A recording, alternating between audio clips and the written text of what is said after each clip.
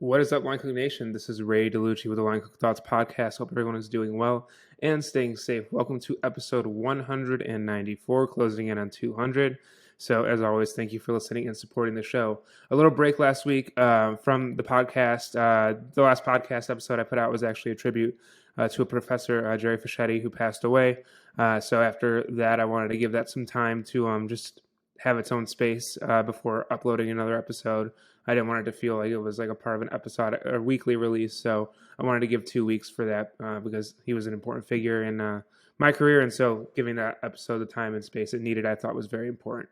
But I am back this week with a solo podcast episode, and it is a topic you may have heard me talk about before with wanting to expand within the food industry, wanting to create just more opportunity for yourself in the food world. And for me, that correlates to being able to understand that cooking is not the only thing you need to learn if you want to be a multifaceted person within the food world. Cooking is actually, I would argue, a small percentage of what you need to learn in order to be really good in the food world. And so I want to kind of break down some things that I think you should be looking at if not cooking. Like, let's assume you are learning cooking. You will always be learning how to cook. You'll be learning new recipes, new techniques, and everything else. Let's assume that's going to be learned. What are some other skills? What are some other opportunities? What are some other vantage points that you can get to be better as a food industry professional? So that is my goal today. And I just want to share why I believe it's so important and how it's impacted me in regards to having this framework and this mindset throughout my career so far. Before we get into the show, just a friendly reminder that I put out a newsletter every Monday called Prep List Items.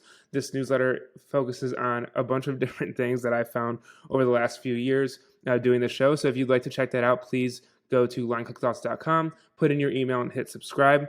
Also, if you're listening on Apple or Spotify, please leave a review for the podcast. It helps me gain traction, and it helps me understand what you like about the show. I am here. I am ready with my cup of coffee. I am excited to start the day, and here we go.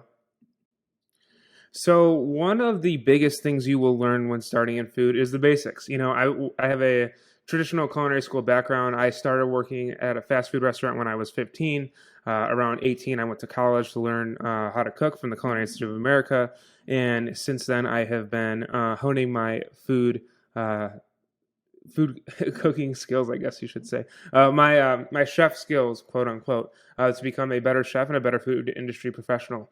And that all started with the basics, learning knife cuts, learning stocks, sauces, working my way up to butchering, and learning how different ingredients came to be, and then finally getting to the point where I am being able to create dishes. And I think that's one of the biggest things is creativity with whole dishes. I remember, like, for the first few years in my career, I would always sit back and be like, all right, I know what ingredients I like, I know what techniques I'm good at, and I know where I want to go. But it was so hard for me to envision myself creating new dishes. I don't know if anyone else feels that way. But just the thought of creating an entirely composed dish, let alone an entirely composed menu, was so daunting to me. I remember that so vividly. And it's funny now because I do recipe development and other work such as that, so it's a big part of what I do every day. But I remember when I started in culinary school, I remember a year in, I was still like, yeah, like I have ideas for cool ingredients or like cool, like smaller, like parts of a recipe, but putting it all together and putting a meal together seemed like the most terrifying thing in the world. So that is, so learning that skill is very important. I would argue it is one of the most important things you need to learn when starting out. Of course, how to cook, how to function in the work environment you're going to be placed in, how to understand what needs to be done. But beyond that, there are so many other skills that you need to learn if you want to be a multifaceted individual in the food world. And I just think that is sometimes not talked about enough in the food industry. And I know this because over the last 4 years of doing this, I've talked a lot about how we don't focus enough on other aspects of the industry besides cooking, and how what we idolize a lot are the dishes. And we should. Like, good cooking is amazing, but there are also a lot of other things that go into it. And so for me, I posted on my Instagram about a week ago this tweet that I had put out, and I just wanted to read it for you because it's the inspiration for this conversation, for this solo episode today. So I tweeted, learning to cook is relatively the easy part in your career.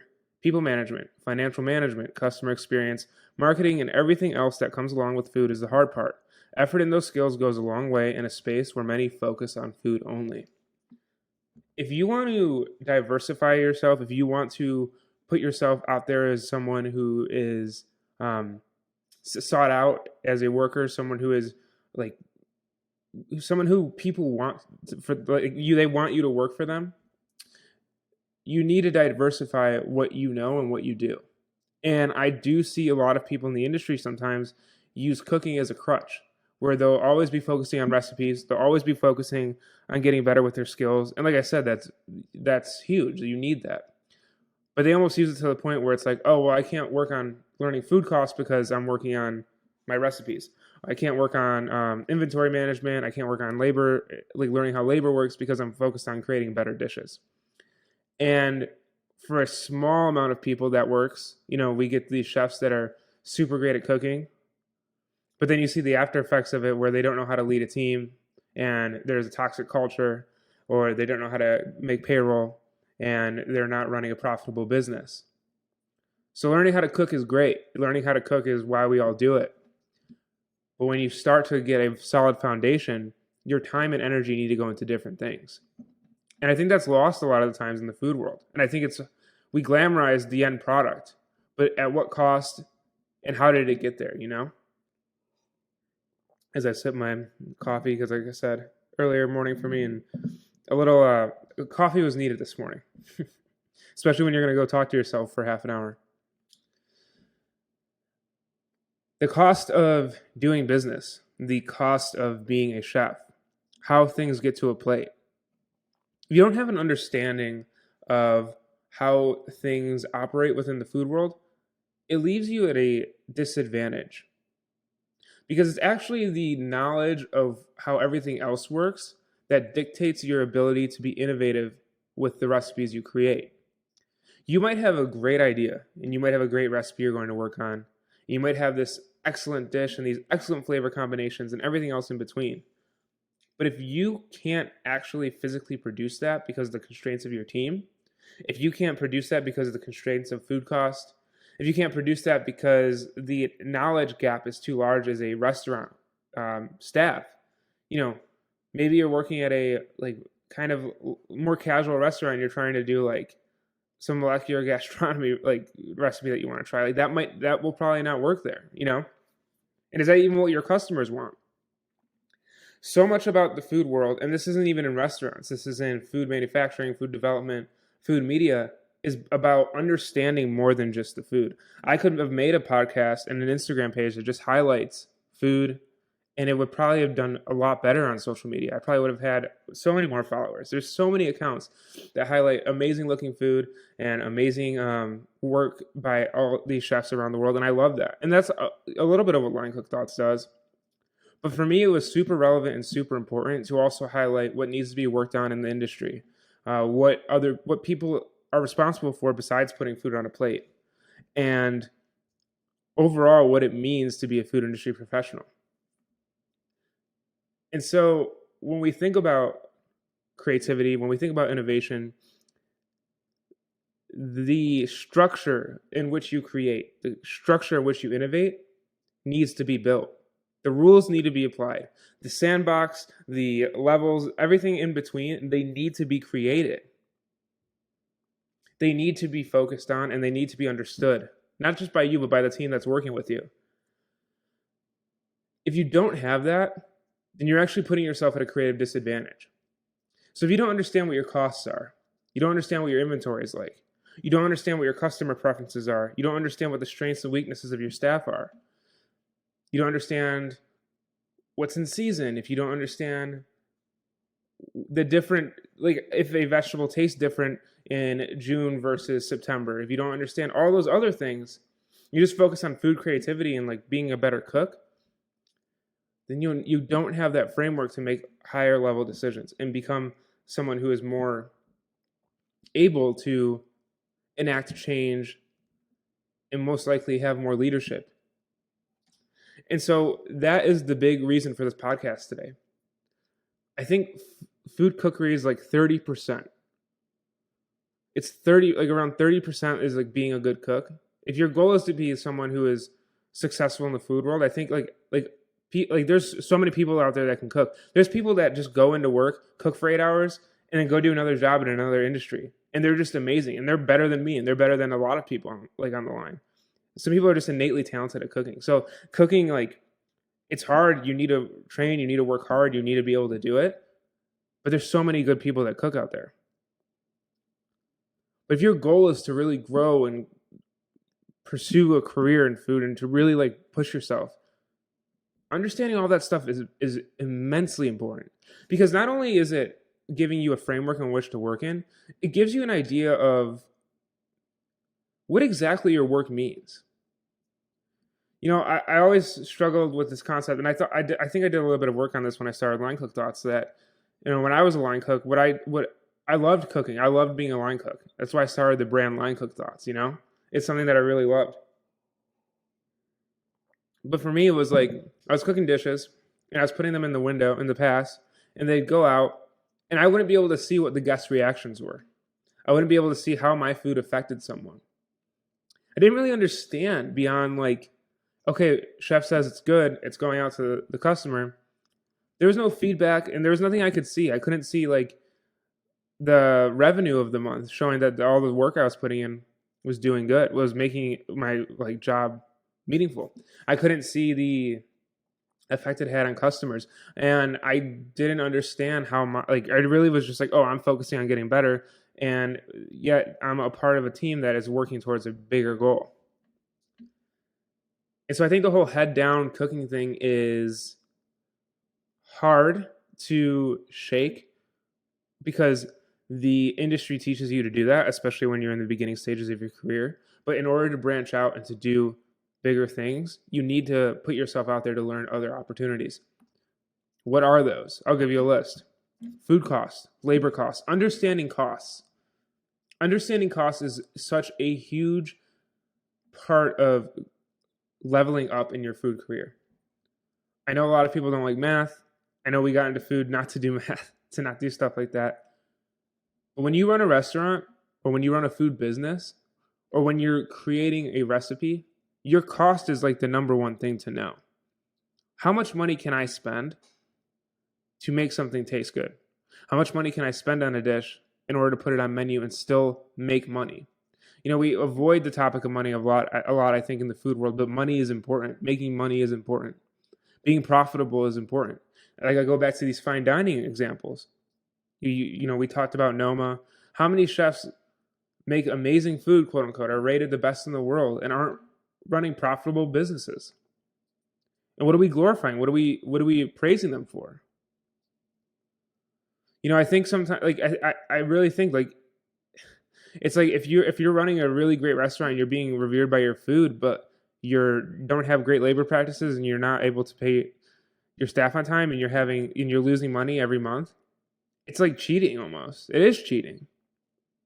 That isn't a successful restaurant. You've built successful food. You've built food that resonated, but that's not a successful restaurant business. And I think thinking about those things is super important. We don't think about those enough. We don't talk about those things enough. Are you profitable? Are you making money? Are you able to pay your staff fairly? Are you able to create an environment where you can pay them more when they need to grow? So, thoughts on restaurants, thoughts on food. Learning costs is huge. When you're able to manage costs effectively and put out great food and keep your staff happy, that's a really good place to be.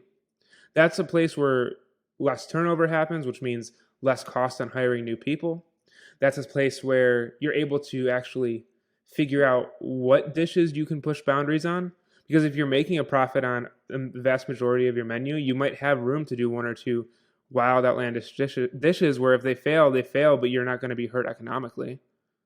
Of course, it would be better if they made money, but at the end of the day, like, if you have one dish that you're trying out and it doesn't land, it's not going to like totally ruin what your revenue expectations should be. And it just gives you that guidance as to what you're actually doing, where you're actually playing in. Beyond restaurants, beyond food business, work with food media, work with food writing, like all those different things. Those things they're so rich. There's so much out there if you're a food professional. And we get so caught up in the cooking aspect. Cooking's a small part of your career. It's a big part, but it's a small part. Like, it's important. You need to know how to do it. But what can you do with that, outside of that, to further yourself? I want to read some of the comments. And I just want to share basically, like, what some people have said. One person shares, this is fire_catering_AK. From prep to the line to the chef to owner was a long transition, but worth it. Within that transition, there's so much. There's so much. For going from line cook to chef to owner, there's so many different things. Line cook to chef is in its own thing. Owner, you're responsible for an entire people. You're responsible for the livelihoods of people. It's the same thing when you're a chef. And when you're a chef, we talk about food, we talk about good food and serving people and awards and everything else in between, but you're responsible for people every day. You have to serve and show up to people every day, and that's the people that work for you.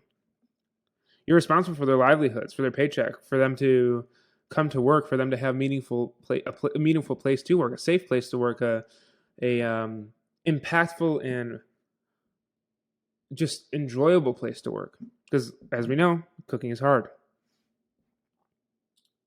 So there's responsibilities, those things that, when we say we want to be a chef, understand that the higher you go up, the less it is about food necessarily, and the more it is about how do I continue to put out good food in a way that is sustainable.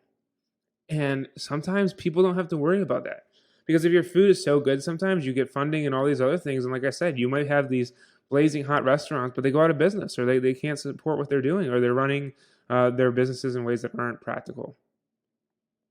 And so those are the reasons why that cooking is a small percentage of what you learn. Another comment, this is actually from AJ, who I used to work with. He says, going from chef to owner has been an unbelievable transition. Luckily, we have a great team in place to assist. And in his comment, it kind of gives itself away. You start to learn that the team is everything. The people around you is everything. When you're a cook, when you're just focusing on cooking, you're so focused on yourself. You're so focused on your skills. You're so focused on getting better. You're so focused on pushing forward, moving forward, continuing to be a better cook. You build those skills up and you keep moving forward. And you have this great arsenal of things, of recipes and ideas and talents and everything else in between. But what AJ is saying is, it's almost like flipped. It's like the idea of going and opening a restaurant. It's all about the team. It's all about getting people to buy in. It's all about getting people to understand the mission, to understand why we do certain things. Training them to be cognizant of food costs. If you don't know any of that, then that's not like, let's look at it this way. If you're running a business and all you're focused on is like good tasting food, that will only get you so far. And if you never are able to articulate to your staff, okay, we do this to make sure we run a profitable business. We do this to make sure that we have a fair and equal place to work. If you never learn those skills, if those are never like a part of your framework, then you're not leading a team in that way. You don't have the information to guide your team in a correct way. And so if all we're focused on is food and getting the best food out no matter what, that's where you get these hostile and not sustainable environments. And then just beyond the idea of business profitability, beyond yourself or about yourself. This was a huge message when I started Line Cook Thoughts, because I actually felt it and I've actually lived it. Having other things to work on in your life, having other meaningful things that you have for yourself is so important. And not everything you do needs to be about social media, furthering your career, furthering business, having a hobby, having something that's super interesting to you that it might not lead anywhere in the way we think of, it might not make you more successful, it might not make you more money, it might not make you, but it makes you happier and it gives you a release. That is also important. Learning how to live life outside of food is a big part of being successful in food. Learning how to create moments, spaces, and time for yourself, for your family, for friends is a big part of being successful in food.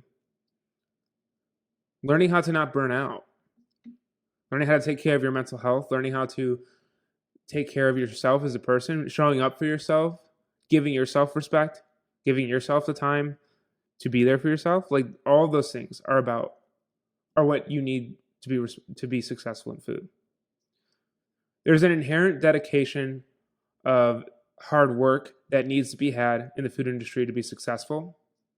But if you never learn how to also have that dedication to showing up for yourself and caring for yourself, then the candle burns quick. Things go downhill very fast. I'm not perfect at it. I work at, I like work. I always stay busy. And I've had to really tell myself, convince myself, Ray, it's okay if you take your day off, a day off for yourself to just relax, to just not do anything truly productive. Are those days often for me? No, I'll admit that. It's hard. Because if you're listening to this podcast, you're probably like me. You're probably driven. You probably have a lot of energy. You probably have a lot of things you want to get done in life. We get one life. Memento mori. It's on my arm. Remember, you will die. You only get one chance. So there's a lot of stuff to be done. But you also want to play the game long, right? You want to experience a lot of things. And so if you're burning out super quick, then it's not a recipe for longevity. It's not a recipe for sustainability of this. So not just learning the financials, not just learning the customer perception, not just learning team management, not just learning skills such as empathy and being able to inspire others, but also learning about yourself, learning about what makes you successful.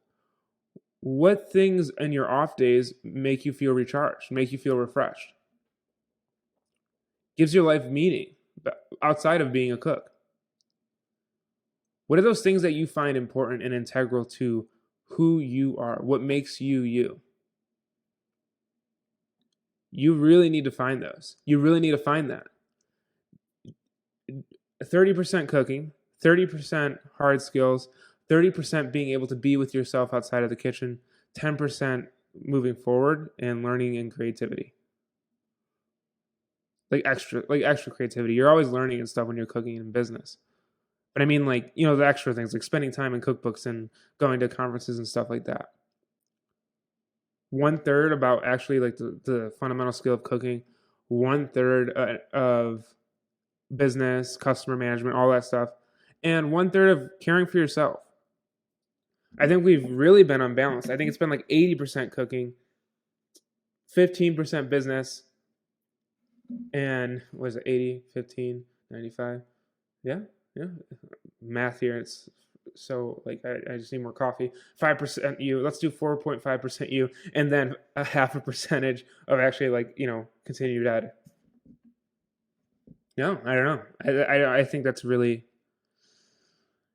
I think and we've seen it, you saw it during COVID, you saw it during the pandemic, you saw the cry to better leverage the industry to fix it. Did we? No. There's still a lot of stuff going on. Is it better? In some areas, in some cases.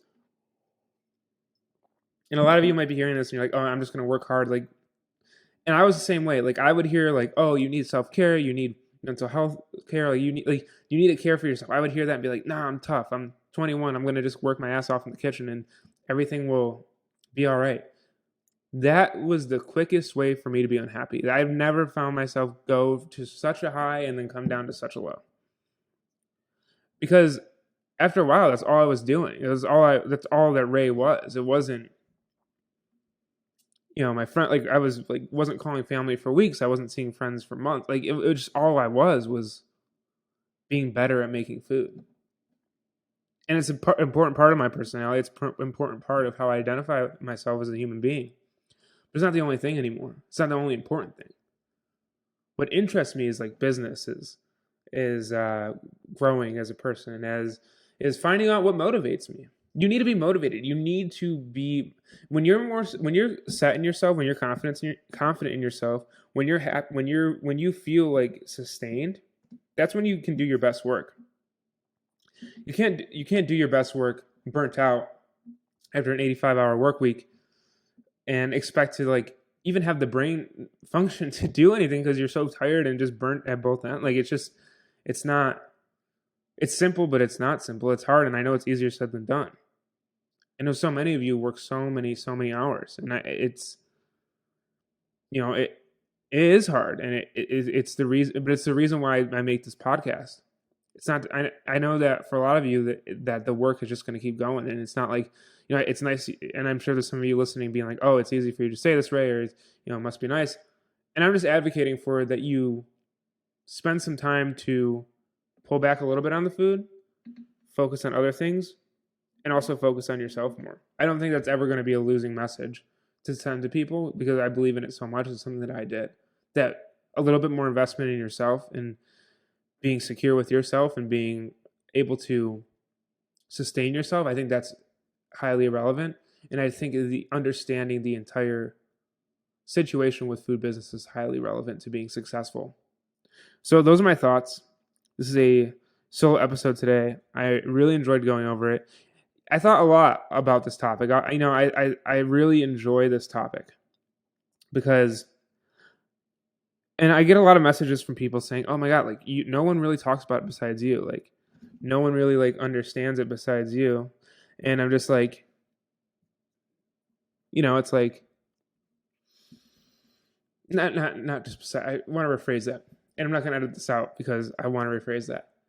A lot of people get it, but it's not highlighted as much as it probably should be, and it needs to be. And I like to over talk about it because I want it to be a message that's standing for a lot of people. It's just something that sticks with a lot of people. And when I get messages from y'all like, hey, this helped me reframe it, or this helped me move forward on certain things, like that's what I'm looking for.